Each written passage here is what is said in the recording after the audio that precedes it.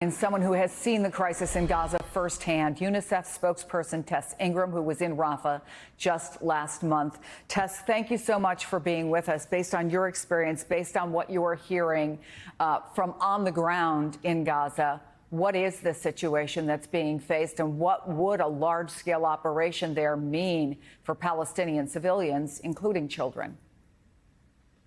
It already is, and would become an even worse catastrophe, Chris. But, when I was there just a few weeks ago, it was a very crowded city, people living along the sidewalks in makeshift shelters, pieces of tarpaulins strung together, and it was very difficult to move around because it was so crowded. We know that every second person in Gaza is a child. And you see that when you're there firsthand. It really is a city of children. And now there's this mass exodus of people moving to places where there isn't the basic infrastructure and services to meet their needs to survive. So from all accounts, it's a real catastrophe, and we're calling relentlessly for the ground offensive in Rafah not to escalate any further. So what does that mean for organizations like UNICEF, people who are risking their own safety in order to try to help the people there? And as they make the move, are your folks moving with them? Are they evacuating totally? What's the situation for people who still want to try to help? Yeah, UNICEF has been in the state of Palestine for decades, and we're not going anywhere. We still have a team on the ground. They're still serving the people of Rafah and people in the places where they've moved to, such as this so-called humanitarian zone, Mawasi. I spoke to colleagues on the ground just earlier yesterday, and they were telling me that Mawasi is so crowded, even more than it was a few weeks ago, and they can barely move amongst the tents there at the moment.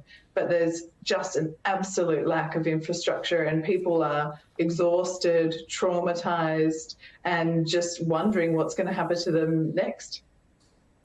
I want to give you some breaking news that we just got here. Our Courtney Kube, one of our reporters who is very well sourced, says the U.S. has now begun moving a floating dock system for the delivery of that critical humanitarian aid into the waters off the Gaza Strip, and expects the system now to be installed over the next 24 hours. This is according to 3 separate U.S. officials she spoke with.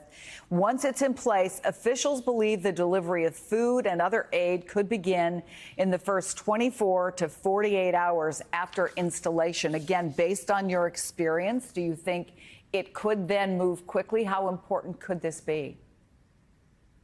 Look, any and all aid that we can get into the Gaza Strip at the moment is essential. As Raf said there earlier, the main aid crossings into the Gaza Strip have been inoperable now for more than a week. We've struggled to get aid in, we've struggled to get fuel in, and as a result, bakeries are closing, hospitals are having to ration their fuel, and water points are shutting down. We know how critical clean water is to prevent disease and malnutrition in a population that's close to the brink of famine. So we desperately need more aid into the Gaza Strip. We maintain that the best way to do that is through road routes, because they're the most effective and cost effective and efficient. But failing that, then yes, this port, if it can get aid in, that's really welcome. Tess Ingram, we stand in awe of the work you and your colleagues continue to do in the face of personal safety, emotional trials we can't even imagine, and we thank you for taking the time to talk to us. We appreciate it.